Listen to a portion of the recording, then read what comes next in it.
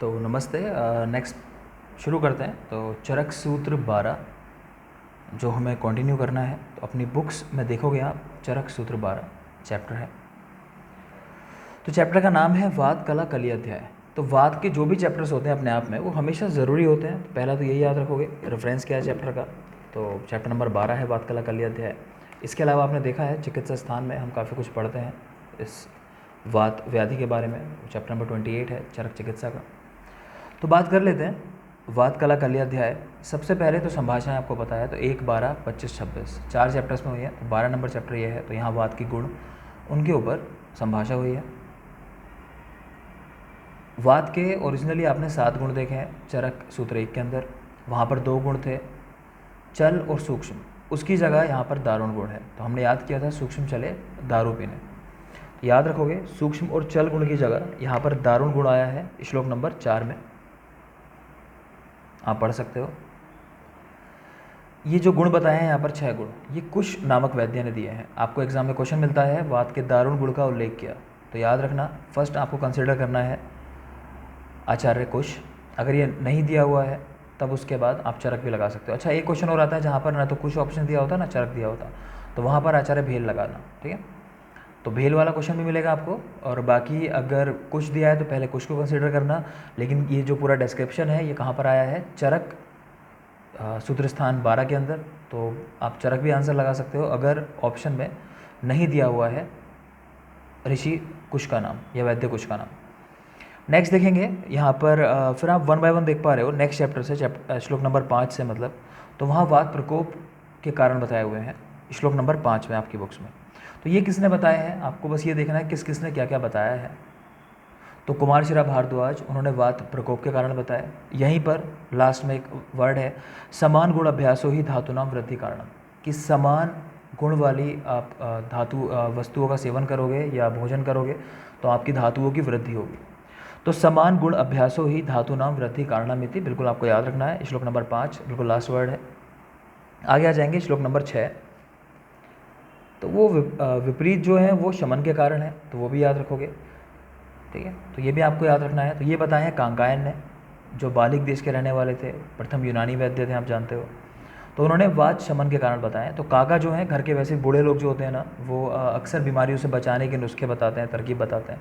तो याद रख लो कि जो कांकायन थे बालिक देश के रहने वाले, उन्होंने वात शमन के कारण बताए। नेक्स्ट है धामार्गव बडिश, असंघात वात का प्रकोप और प्रशमन बताया।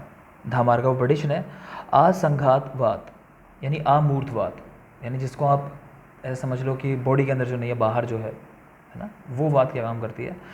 तो असंघात वात के प्रकोप और प्रशमन किसने बताया? बडिश धामार्गव ने। श्लोक नंबर 7 में है।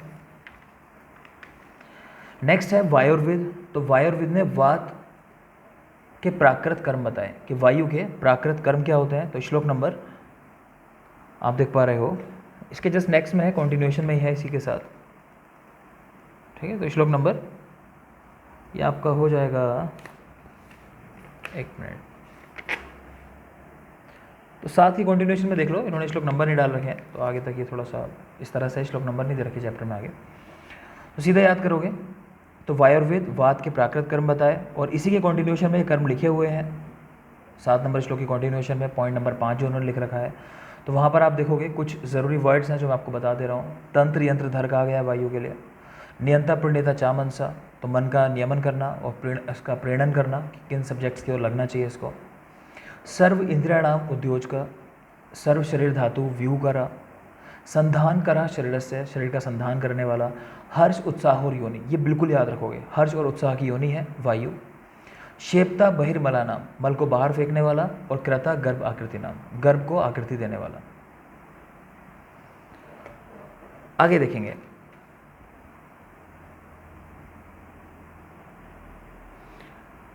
कुछ ज़रूरी नहीं है इसके बाद चैप्टर में। अगर मैं आगे चलूँ तो श्लोक नंबर देखोगे 8, श्लोक नंबर 8।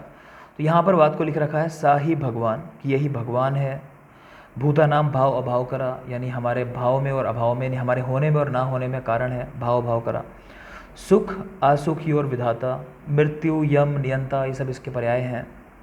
ठीक है, अदिति विश्वकर्मा विश्वरूप सर्वग सर्वतंत्राणाम विधाता, भावा नाम अणु, विभु, विष्णु, तो ये सब पर्याय हैं कुछ, ऐसा मान सकते हो। तो इनको देख लेना, है ना। कुछ कर्म है वायु के, तो वो नाम दिए गए हैं, तो कोई खास नहीं है, पढ़ लेना बस एक बार। आगे देखोगे पित्त के बारे में श्लोक नंबर 11 में कुछ दिया हुआ है कि देखना, चीज़ों को ना देखना, भोजन का डाइजेशन होना ना होना, है ना, पक्तिम अपक्तिम, सब इसके ऊपर डिपेंड करता है। शौर्यम, भयम, क्रोधम, हर्षम, मोहम, तो हर्ष भी दे रखा है पित्त के अंदर, आप देखोगे। जबकि हमने पढ़ा अभी हर्ष और उत्साह की योनि जो होती है वात होती है, और क्वेश्चन जो आता है यहीं से आता है, आपको वही लगाना है, हर्ष उत्साह योनि वात। लेकिन पित्त में भी लिखा हुआ है, ऐसा देख सकते हो। प्लस इस चैप्टर के अंदर आप सीधे लिख लो चाहो तो, ये 3 आचार्य आए हैं, 3 वैद्य आए हैं। कौन कौन से, तो नाम लिख लोगे। पहला वायुर्वेद, तो वायुर्वेद ने वायु को शरीर का मूल कहा है। दूसरे हैं मरीचि, तो मरीचि ने पित्त को शरीर का मूल कहा है। और तीसरे हैं काप्य, काप्य ने कफ को शरीर का मूल कहा है। तो वात वायुर्वेद, पित्त मरीचि और कफ काप्य, तो इतना याद रखोगे। आगे देखेंगे तो बाकी कुछ खास है नहीं, तो ये चैप्टर यहीं खत्म होता है,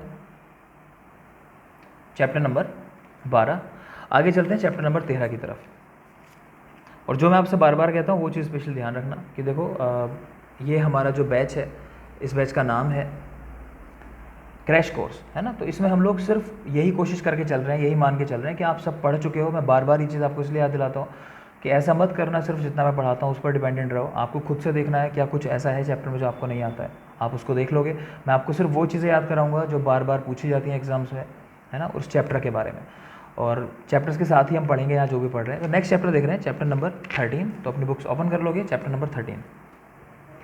तो नेक्स्ट देख रहे हैं हम लोग चैप्टर नंबर 13। तो 13 नंबर चैप्टर का नाम है स्नेह अध्याय। तो इस चैप्टर के अंदर पहली चीज़ तो ज़रूरी ये है कि कुल 25 प्रश्न यहाँ पूछे गए हैं। मैंने आपको बताया होगा प्रश्नों का उल्लेख कहाँ कहाँ पर मिलता है, तो चरक शारीर 1, 2 और 1 इस चैप्टर के अंदर। तो यहाँ पर जो प्रश्न पूछे गए हैं वो 25 प्रश्न पूछे गए हैं। आपको मुझे बताना है कि चरक शारीर 1 और 2 में कुल कितने कितने प्रश्न पूछे गए हैं। बता चुका हूँ आपको मैं इतिहास के साथ। प्लस इस चैप्टर के बिल्कुल लास्ट में आप देखोगे कि श्लोक दिया हुआ है जहाँ पर लिखा हुआ है कि आत्रेय जो थे वो, उनकी माता का नाम चंद्रभागा था, है ना, वो चंद्रभागी थे क्योंकि उनकी माता का नाम क्या हुआ, चंद्रभागा। तो ये चीज़ भी ध्यान रखोगे, पूछा जाता है। आगे देखते हैं श्लोक नंबर 3। पहला ही वर्ड है सांख्य। तो चरक संहिता में कुल 5 बार सांख्य शब्द का उल्लेख आया, ध्यान रखना आपको। श्लोक नंबर 9। स्नेह 2 प्रकार के होते हैं। श्लोक नंबर 9 का सेकंड हाफ देखोगे, स्नेह द्विविधा, स्थावर और जांगम। स्थावर और जांगम भेद से स्नेह 2 प्रकार के। श्लोक नंबर 12 देखोगे, सर्वेशाम तेल जाता नाम तिल तैलम विशिष्यते, कि सभी तेलों में तिल का तेल जो होता है वो श्रेष्ठ होता है, जितने तेल होते हैं, ठीक है। वो भी किस लिए, बलार्थ और स्नेह ने, बल को और स्नेह को बढ़ाने के लिए। लेकिन अगर आपसे पूछा जाए विरेचन में श्रेष्ठ कौन सा है, तो वो है एरंड का तेल। तो सेकंड हाफ देख पा रहे हो, एरेंडम तु विरेचने चा अग्रयम एरेंडम तु विरेचने, एरंड का तेल विरेचन कराने में उत्तम होता है। श्लोक नंबर 13। सर्पी तैलम वसा मज्जा सर्व स्नेह उत्तम मता। प्लस ये चारों जो स्नेह है, घी तेल वसा मज्जा, इनको सभी स्नेहों में उत्तम बता दिया गया।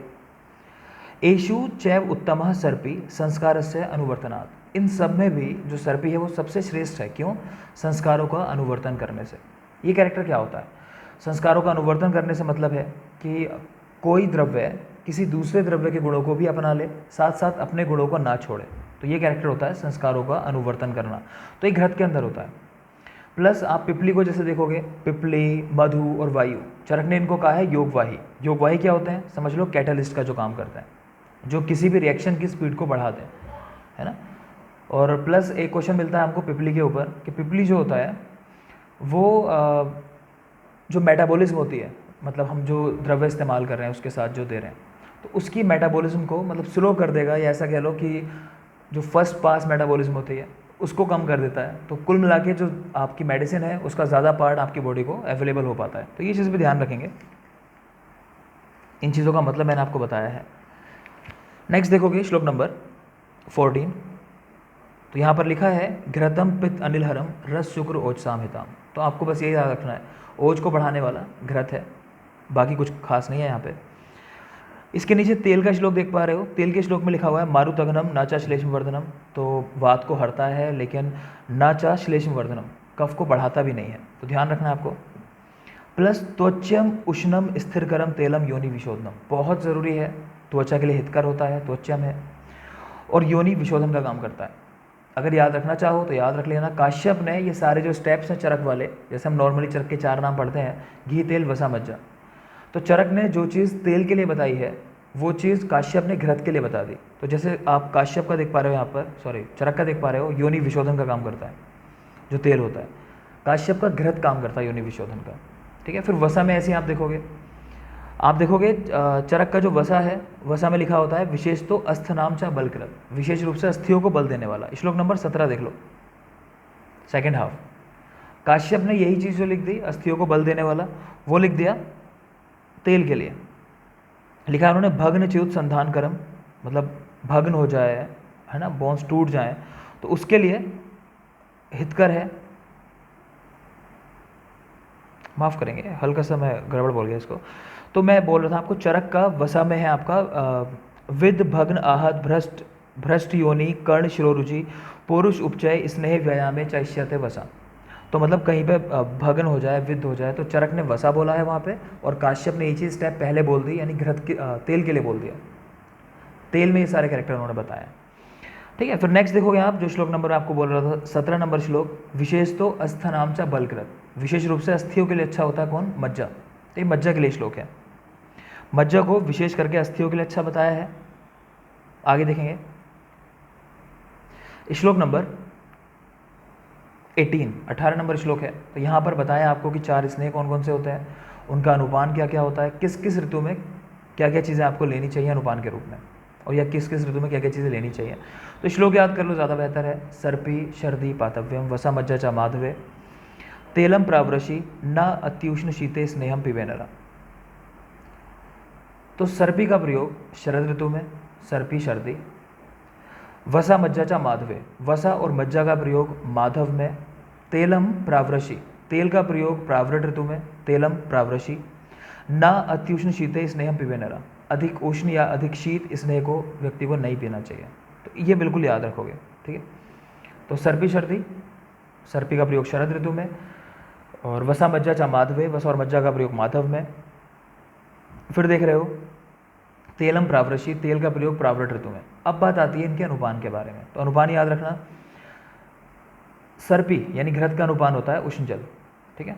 वसा और मज्जा जिनका प्रयोग माधव में करते हैं, माधव यानी बसंत में करते हैं, इनका जो अनुपान होता है, तो माँ से माधव और माँ से मधु, ऐसे याद रखो, इनका अनुपान होता है मधु।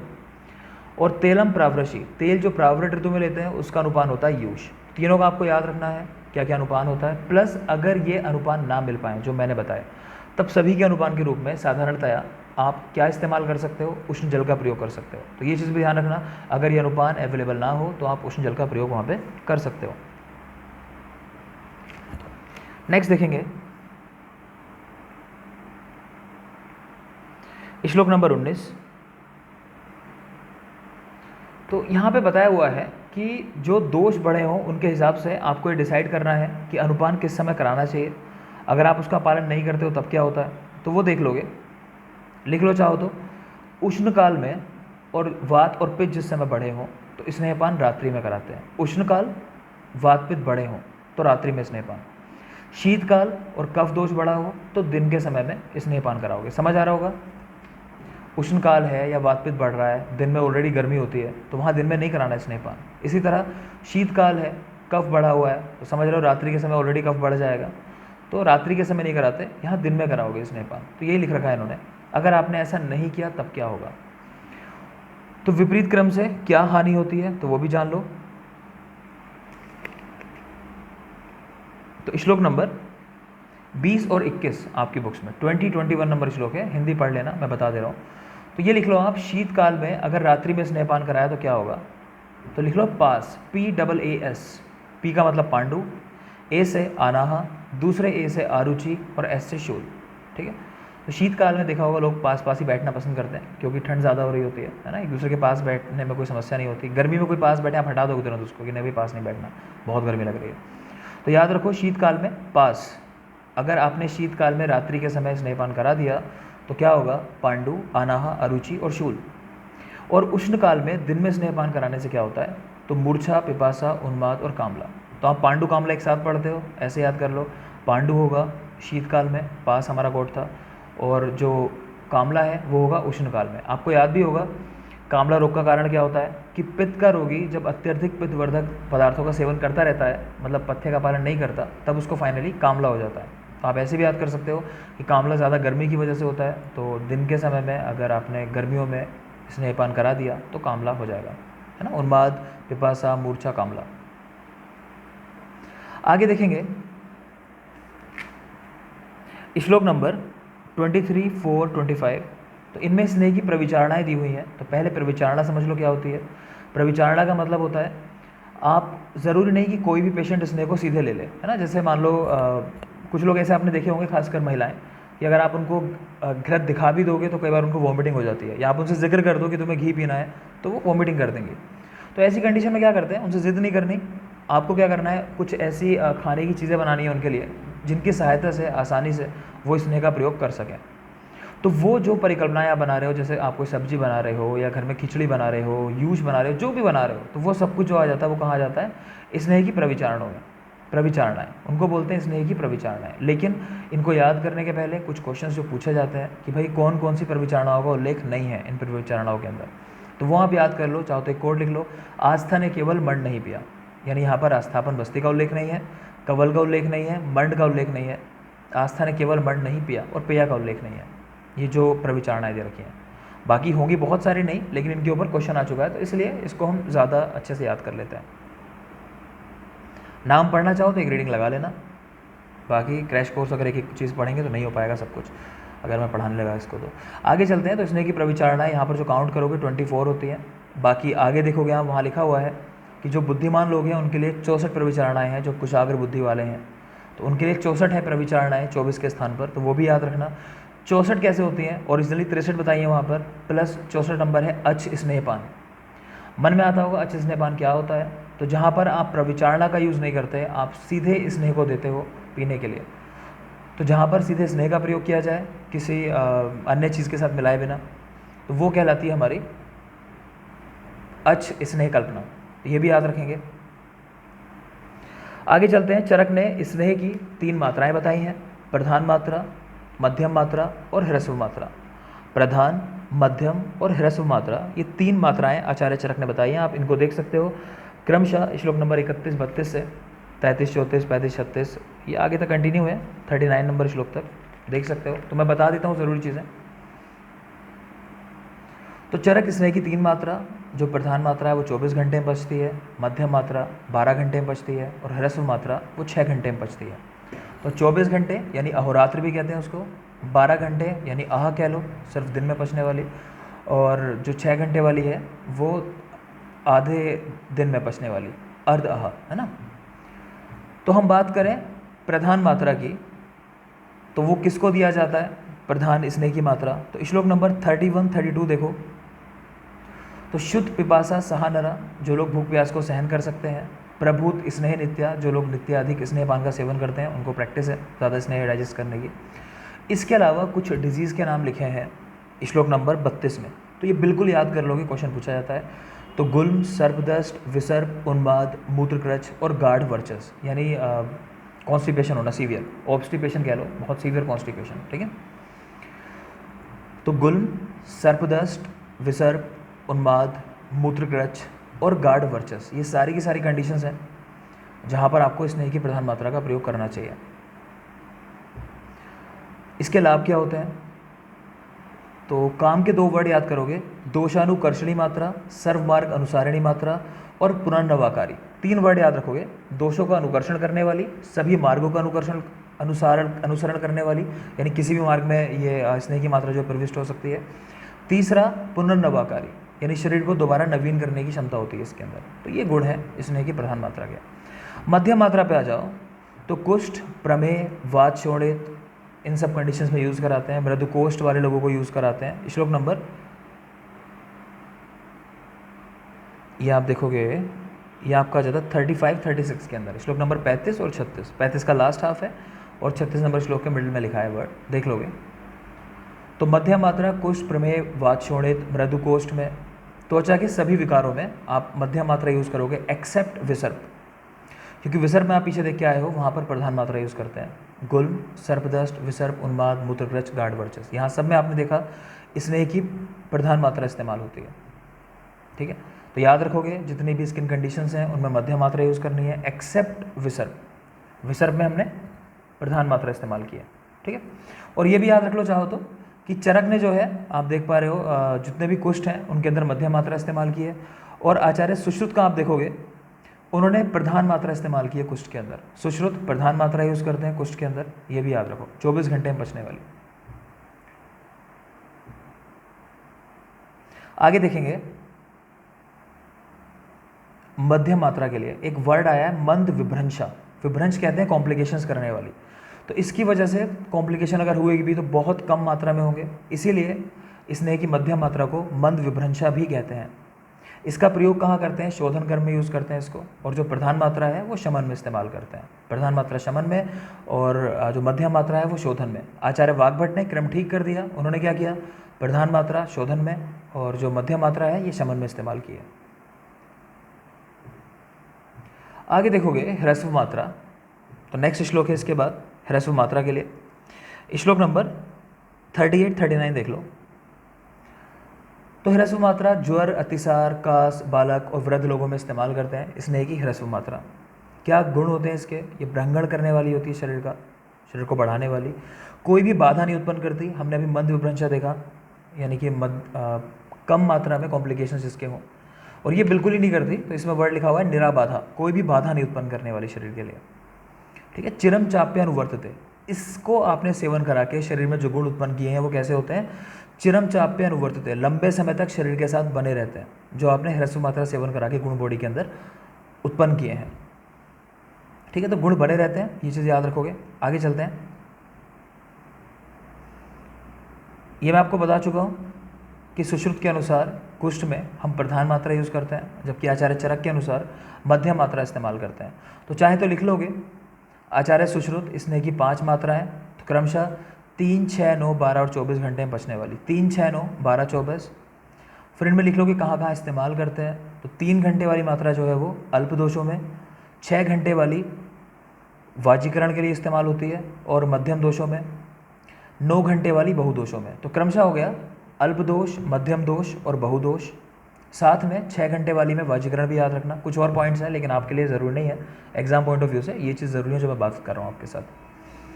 12 घंटे में देख लोगे गिलानी, मद और मूर्छा, तो इसमें 2 मत मिलते हैं। कहीं कहीं आपको मिलेगा गिलानी, मद, मूर्छा छोड़कर बाकी सारे रोगों में इस्तेमाल करते हैं, कहीं कहीं ऐसा मिलता है कि गिलानी, मद और मूर्छा रोग में इस्तेमाल करते हैं। तो कुछ भी मिले आपको वर्ड वो एक ही देगा रख के, आप उसको आंसर लगा देना। नेक्स्ट है 24 घंटे वाली, तो ये लिख लोगे स्पेशली कुष्ठ, विष, उन्माद, ग्रह और अपस्मार में। कुष्ठ, विष, उन्माद, ग्रह और अपस्मार। तो जैसा मैंने कहा कुष्ठ में सुश्रुत की प्रधान मात्रा इस्तेमाल होती है। आगे देख लोगे एक श्लोक छूट गया चैप्टर के अंदर, 30 नंबर श्लोक है, चाहो तो देख लो जाके वापस। तासाम प्रयोगान वक्ष्यामि पुरुषम पुरुषम प्रति। तो ये श्लोक जो है किसके संदर्भ में आया पूछा जाता है, तो स्नेह के संदर्भ में आया है कि इसकी मात्रा प्रत्येक पुरुष के लिए डिफरेंट होती है। तो आपको विचार करना है किस पुरुष में कितनी मात्रा इस्तेमाल करनी है, उसके बाद ही इसको यूज़ कराना है। तो तासाम प्रयोगान वक्ष्यामि पुरुषम पुरुषम प्रति, तो इसकी मात्रा प्रत्येक पुरुष के लिए डिफरेंट होती है, तो बिल्कुल ध्यान रखोगे। तो श्लोक नंबर 30 है, इसका रेफरेंस आपको याद रखना है। आगे देखेंगे कौन सा स्नेह किस व्यक्ति को आपको देना है, स्नेह के योग्य कौन कौन से हमारे रोग हैं। तो घृत सेवन में देख पा रहे हो, श्लोक नंबर मैं आपको बता देता हूँ, श्लोक नंबर 41, 42, 43। तो 41, 42 के सेकेंड हाफ है और 43 का बिल्कुल लास्ट वर्ड देखोगे आप। तो घृत सेवन वात और पित्त प्रकृति वालों को कराना चाहिए। चक्षुकामा, लोग चाहते हैं मेरे नेत्र अच्छे रहे, उनको प्रयोग कराना है। वृद्धों को, बालकों के लिए। पुष्टि कामा, प्रजा कामा, शरीर की पुष्टि चाहते हो, प्रजा की कामना रखते हो, मैं चाहते हो कि संतान हो, तो तब घृत का सेवन करना है। दाह, शस्त्र, विष और अग्नि से पीड़ित लोगों को भी आपको घृत का सेवन कराना है। तो याद कर सकते हो, एक कोड मैंने इसके लिए बना रखा है कि प्रजा के चक्षु की पुष्टि घृत से होती है। मतलब प्रजा जो है उसके चक्षु की पुष्टि किससे हो रही है? घृत से हो रही है। तो प्रजा यानी प्रजा कामा, चक्षु की पुष्टि तो चक्षु कामा, घृत से तो यानी घृत का सेवन कराना है संतान प्राप्ति के लिए, और चक्षु के लिए घृत सेवन उत्तम है। पीछे आपने देखा है कि ओज को बढ़ाने वाला होता है, वो भी ध्यान रखना। गुणों का अनुवर्तन करता है, संस्कार से अनुवर्तनम, तो वो भी याद रखना। आगे चलते हैं, तेल का सेवन। तो पहले तो याद रख लोगे तेल और मज्जा, ये दोनों चीज़ें क्रूर कोष्ठ के व्यक्तियों में बताई गई हैं। कौन कौन सी? तेल और मज्जा। दूसरा, तेल के बारे में आप जानते हो कि कृश और स्थूल दोनों के लिए उत्तम बताया गया है, तो ये भी ध्यान रखोगे, तेल का सेवन कृश और स्थूल दोनों के लिए उत्तम बताया गया है। प्लस एक श्लोक मिलता है हमको आगे कि अगर आप तेल को सिद्ध कर लो, है ना, पित्त हर द्रव्यों के साथ, तो वात पित्त कफ तीनों को हरने वाला हो जाता है, तो वो भी ध्यान रखना। फिर ऐसा लिख रखा है कि अगर ऐसा कर लें तो तेल सबसे उत्तम स्नेह है जो हम इस्तेमाल कराते हैं उनके अंदर, तो वो इस तरह से श्लोक मिलता है। खैर आगे देखोगे तो जो मैंने आपसे बात की कृश और स्थूल दोनों के लिए उत्तम है, वो आचार्य अष्टांग मतलब अष्टांग हृदय का श्लोक है वो, तो लघु वाग्भट का सूत्र 5 में आया है, तो आपके लिए ज़रूरी नहीं, आप रहने दो, आप सिर्फ इतने याद रखो जो मैंने बोला। प्लस प्रवृत श्लेष मेदसा, जिन लोगों की बॉडी के अंदर कफ और मेद ज़्यादा बढ़ा हुआ हो उनके लिए तेल अच्छा होता है।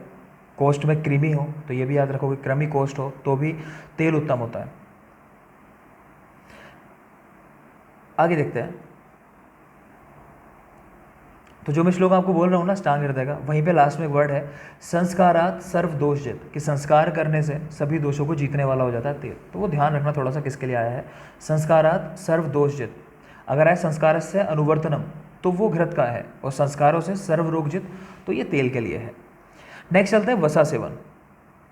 तो वसा सेवन देख लोगे आप, ये है श्लोक नंबर 47, 48, 49।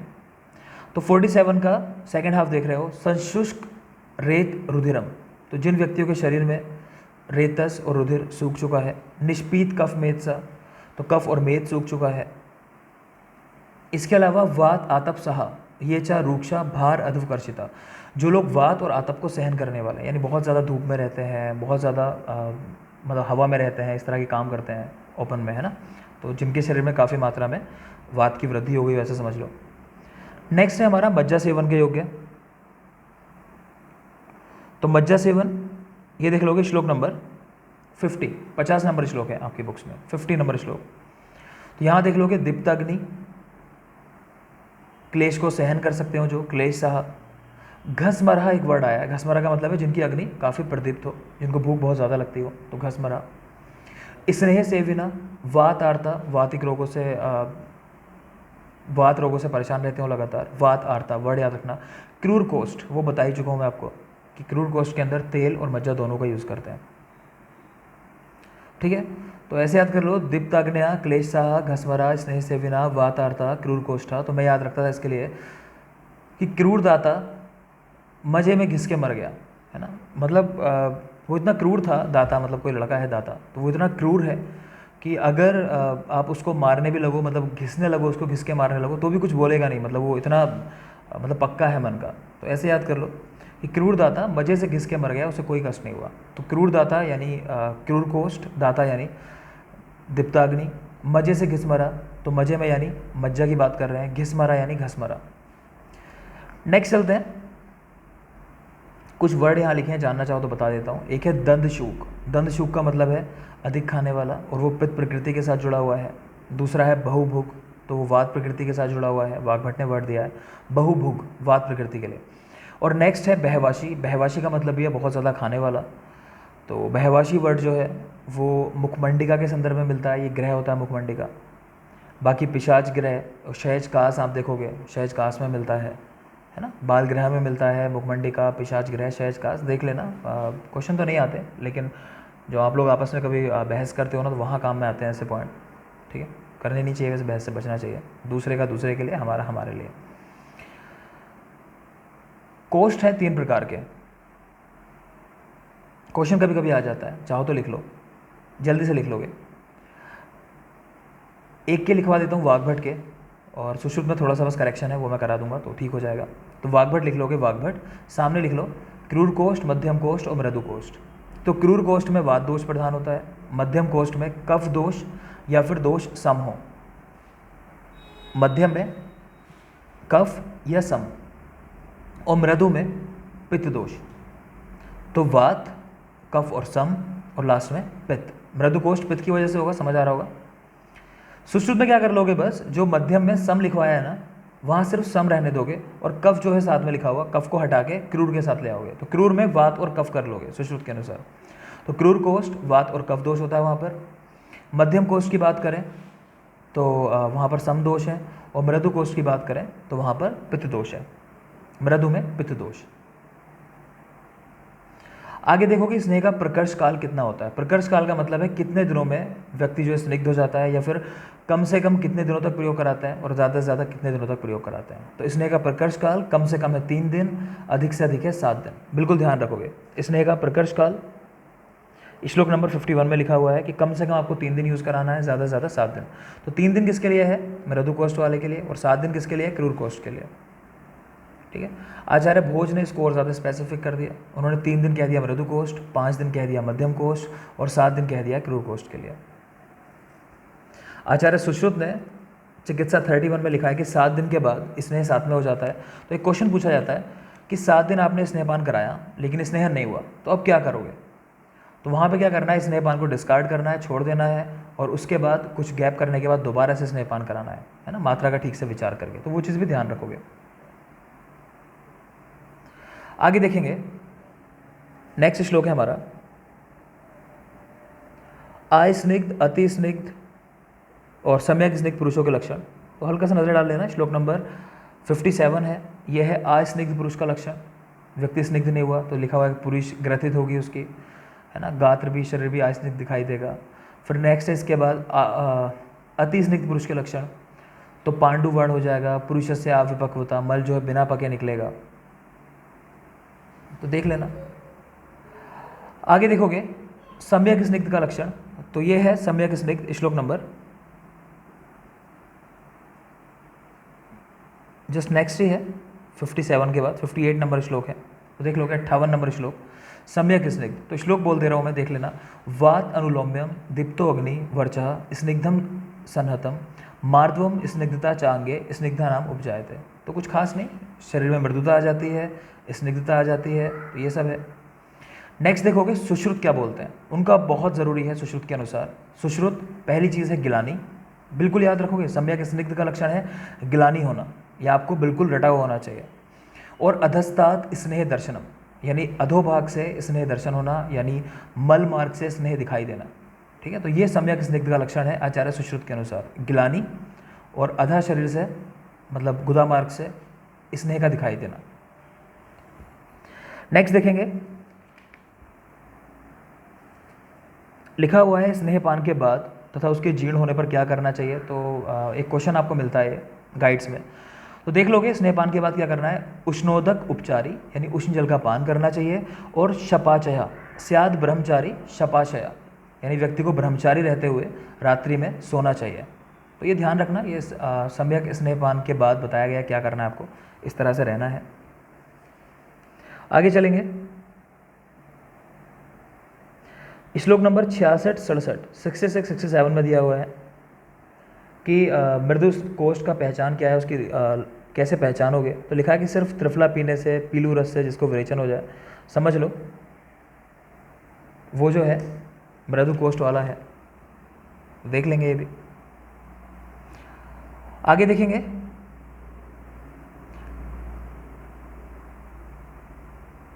अच्छा एक क्वेश्चन ये पूछा जाता है, ये भी थोड़ा देख लेना। स्नेहपान से पूर्व आपको क्या करना है, एक दिन पहले। तो उष्ण अनभिसंधि न अति स्निग्ध असंकीर्ण द्रव प्राय आहार लेना है। द्रव प्राय आहार, लिक्विड आहार लेना है, अति स्निग्ध ना हो, अभिसंधि ना हो, इस तरह के आहार का सेवन करोगे। स्नेहपान का समय बहुत बहुत ज़्यादा ज़रूरी है। स्नेहपान का समय क्या होता है, सीधे याद रखो। संशमन के लिए अन्न काले प्रकांक्षिता, यानी आप संशमन के लिए स्नेहपान करा रहे हो, तो कब लेना है आपको संशमन के लिए स्नेहपान। तो अन्न काले प्रकांक्षिता, यानी भोजन के समय भूख लगने पर, बिल्कुल ध्यान रखेंगे, अन्न काले प्रकांक्षिता। दूसरा है, अगर संशोधन के लिए स्नेहपान करा रहे हो, तो संशोधन के लिए करना है आहारे नैसे जीर्णे। जब रात्रि को सो के उठ जाओ, सुबह आपको ऐसा लगे आपने जो खाया था रात में वो ठीक से डाइजेस्ट हुआ है, तो इस कंडीशन में आप संशोधन के लिए स्नेहपान कराओगे, जैसे आप वमन और विरेचन द्रव्यों का प्रयोग कराते हो। आगे देखेंगे, याद रखेंगे उल्लेखन और प्रसेका दान, दोनों जो है वमन के पर्याय हैं। उल्लेखन और प्रसेका दान, और प्रस्कंदन जो पर्याय है वो होता है विरेचन का। प्रस्कंदन स्पेशली याद रखना, ये क्वेश्चन पूछा था, प्रस्कंदन किसका पर्याय है? तो विरेचन का पर्याय है प्रस्कंदन, आपको ये बिल्कुल ध्यान रखना है। आगे देखेंगे, चलो। आचार्य सुश्रुत के अनुसार स्नेह अजीर्ण होने पर उष्ण जल से वमन कराना चाहिए। ये चीज़ देख लो थोड़ा सा, ऐसा लिखा है उन्होंने।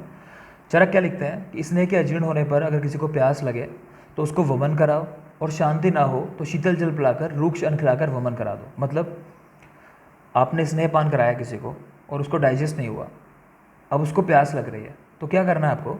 उसको वमन करा दो, ठीक है।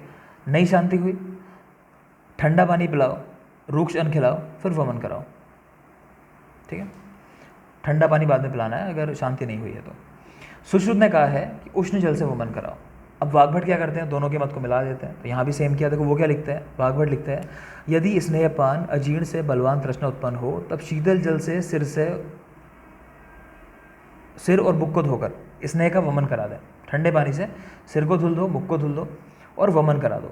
यदि तृष्णा शांत ना हो तो शीतल जल और रूक्ष अन्न खिलाकर वमन कराएं। तो लग रहा है चरक जैसी बात की है सेम। आगे देखोगे, यदि तृष्णा शांत ना हो, है ना, तो शीतल जल और रूक्ष अन्न खिलाकर वमन कराएं। फिर लास्ट में लिखते हैं वात कफश प्रकृति या समदोष प्रकृति, वहाँ पर उष्ण जल से वमन कराओ। तो वाग्भट उन्होंने दोनों चीज़ें लिख दी, ऊपर लिखा शीतोदक से वमन कराने को, और फिर नीचे लिख दिया कि वात कफश प्रकृति हो या समदोष प्रकृति हो तो उष्ण जल से वमन कराओ। सुश्रुत ने लिखा उष्ण जल से वमन कराने को, चरक ने लिखा शीतल जल से वमन कराने को। इतना याद रखो, सिंपल है। आगे चलते हैं। आप जानते हो कोई भी संतर्पणजन्य विकार हो या आम दोष हो तो वहाँ स्नेहपान नहीं कराना चाहिए, तो कुछ पढ़ेंगे नहीं इसके बारे में। नेक्स्ट देख रहे हो, इस चैप्टर में से लोगों ने कुछ कॉम्प्लिकेशंस हैं, अगर आप देखोगे श्लोक नंबर 77, 78 और इसके पहले पढ़ोगे 75 नंबर श्लोक है बल्कि, तो वहाँ स्नेह व्यापद है। श्लोक नंबर 75, 76 में देख लो, कुछ स्नेह ठीक से आपने प्रयोग नहीं किया तो क्या व्यापद हो सकते हैं, तो उनको काउंट कर लिया 19 होते हैं। तो गाइड्स में क्वेश्चन मिलेगा तो उसके लिए जान लो। नेक्स्ट देख रहे हो श्लोक नंबर 77, 78 में कि क्या करोगे आप अगर स्नेह के व्यापद हो रहे हैं, तो उनकी चिकित्सा में क्या यूज़ करोगे। तो पहला काल प्रतीक्षणम, समय की प्रतीक्षा करो, समय के साथ खुद ही डाइजेस्ट हो जाएगा स्नेह। तक्ररिष्ट का प्रयोग कराते हैं, बिल्कुल ध्यान रखना। मूत्र का प्रयोग कराते हैं, त्रिफला का प्रयोग कराते हैं। तो तक्ररिष्ट और काल की प्रतीक्षा बिल्कुल याद रखोगे। आगे देखते हैं। नेक्स्ट इसके बाद स्नेहपान के पश्चात स्वेदन कराएंगे और दूसरे दिन तिल, उड़द, दही, शीर आदि का सेवन कराएंगे। इससे कफ बढ़ जाएगा और फिर आप वमन करा दोगे, ठीक है। मतलब स्नेहपान के 1 दिन पश्चात वमन और 3 दिन के पश्चात विरेचन कराते हैं। आपको ये पॉइंट याद रखना है, स्नेहपान के 1 दिन पश्चात वमन और 3 दिन पश्चात विरेचन। नेक्स्ट है यहाँ पर एक पंच प्राशर्ति की पेय आई है, तो उसमें देख लो कि कंटेंट क्या होता है। घी, तेल, वसा, मज्जा और तंडुल यानी चावल, सबकी मात्रा 1-1 प्रतिशत है और ये सद्या स्नेहन करने वाली होती है। क्वेश्चन बनता है कि 7 सद्या स्नेहन का उल्लेख किसने किया। तो अष्टांग हृदय ने, उन्होंने 7 ऐसी परिकल्पनाएं बताई हैं जिनका सेवन करने से तुरंत ही स्नेहन हो जाता है।